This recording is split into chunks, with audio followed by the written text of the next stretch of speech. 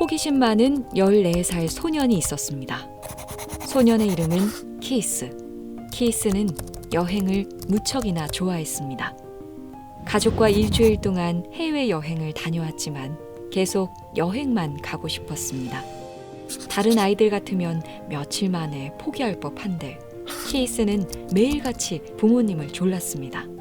하지만 온 가족이 일상을 포기하고 매일 여행만 할 수는 없는 법. 부모님은 키이스를 달랬지만 키이스는 갈피를 잡지 못했습니다. 학업에 전혀 관심을 갖지 못했던 키이스는 아예 학교 생활을 내팽개친 채 온종일 거리를 배회하기도 했고 길거리에서 며칠을 보내기도 했습니다.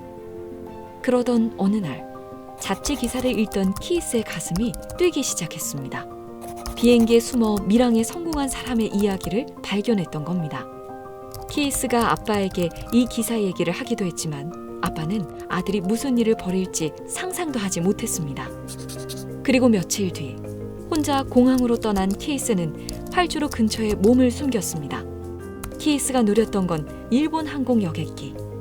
평소 TV에서 보고 환상을 품었던 일본으로 가기 위해 며칠 동안 도쿄행 여객기를 기다린 겁니다. 사람들의 눈을 피해 비행기에 다가간 키이스는 출발을 기다리던 일본 항공 여객기 바퀴를 타고 올라가 몸을 숨기는 데 성공했고 비행기는 금세 하늘로 날아올랐습니다. 하지만 잠시 뒤 키이스가 몸을 숨긴 공간이 움직이기 시작했습니다.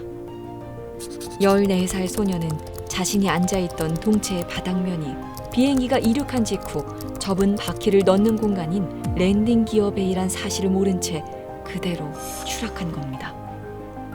14살 소년이 산채로 비행기에서 떨어지는 이 끔찍한 장면은 비행기를 찍던 카메라에 우연히 포착됐습니다. 이 사진은 전 세계에 엄청난 충격을 줬습니다.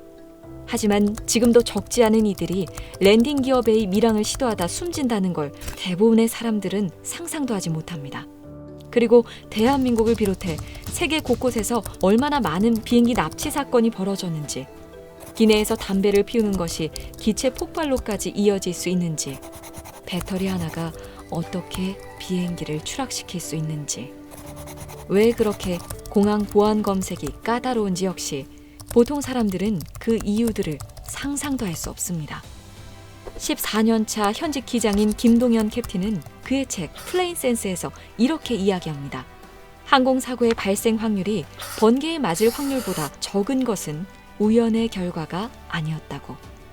비행기 여행이 가장 안전한 교통수단이 되기까지 전 세계가 겪어야 했던 수많은 사건들과 생생한 이야기를 담은 책 플레인 센스.